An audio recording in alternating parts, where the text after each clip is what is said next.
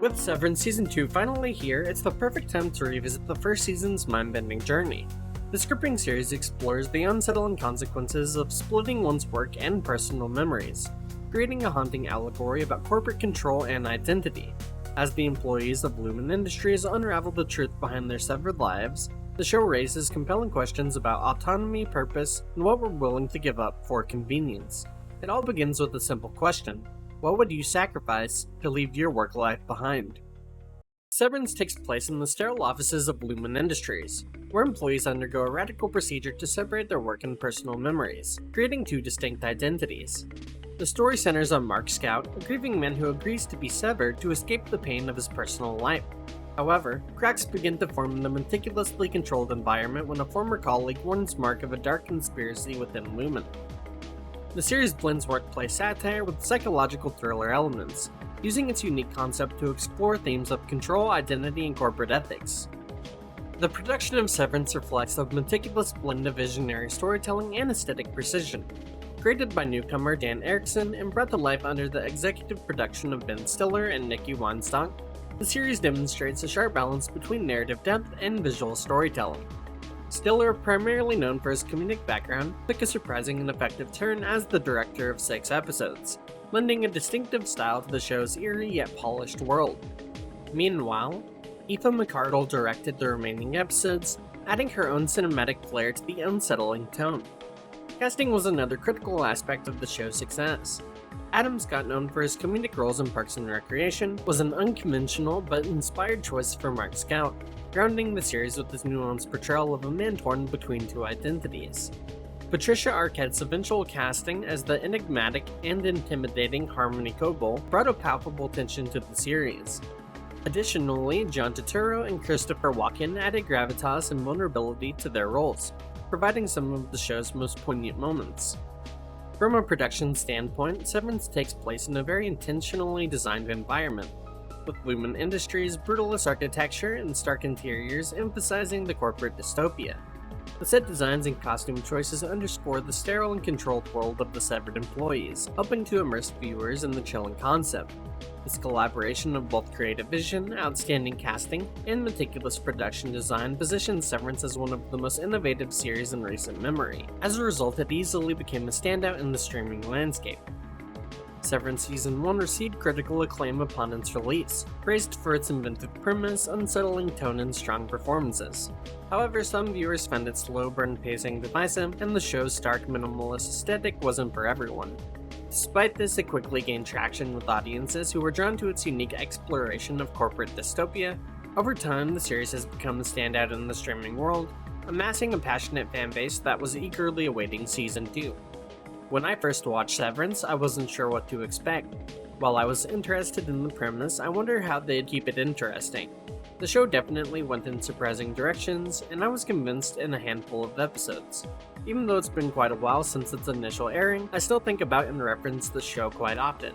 It's the perfect time to watch and experience Season 2 with others, so you should definitely go out of your way to watch it. For the rest of this review, there will be spoilers, so if you haven't seen it, go watch and come back.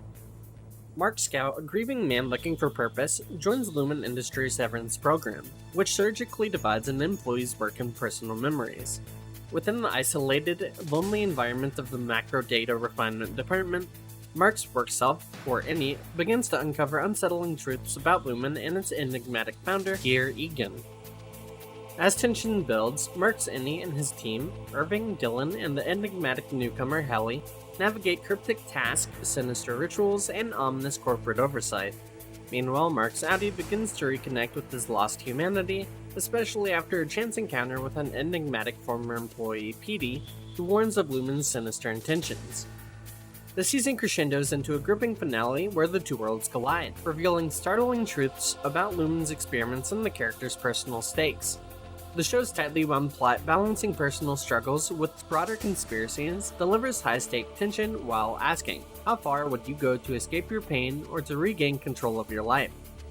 One aspect that I immediately think about whenever I do think of Severance is the overtime contingency. When it was activated, it allowed their work selves to awaken in the outside world.